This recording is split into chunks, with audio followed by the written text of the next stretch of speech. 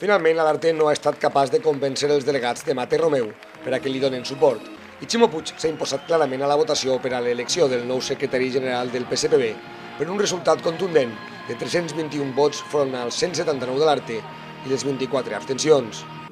El dirigent dels socialistes valencians ha presentat la seva candidatura com a l'alternativa socialdemòcrata, valencianista i feminista.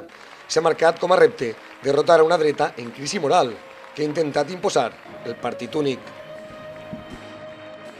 Nosaltres així, companyes i companys, no anem a parar la dreta. Nosaltres així, en la confiança de la gent, anem a guanyar a la dreta.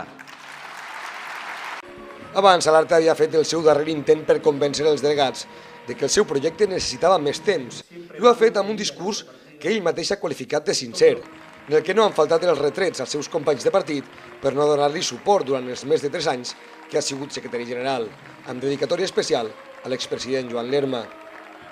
Joan, me alegro que hoy sí que estés aquí, Joan Lerma, que estás sentado. Ayer te vi, pero después no te sentaste, porque todos luchamos contra la corrupción, pero es la primera vez que algunos han criticado que luchemos tanto contra la corrupción.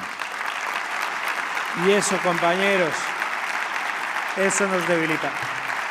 La clara victòria de Puig solorava l'ambient des de la seva intervenció, en la que s'ha imposat clarament en els aplaudiments i també en abandonar el plenari abans de les votacions entre aplaudiments i crits de Ximo, Ximo. El ja nou secretari general dels socialistes ha reivindicat l'herència de Lerma i també la seva tasca, com el restabliment de les institucions valencianes i la introducció del valencià a l'escola. Ara Puig negocia amb els seus socis en la composició de l'executiva, en la que sembla que Pajín podria ser la vicesecretària i Romeu el portaveu. Tenen temps fins a les 8 del matí de diumenge per a presentar-la.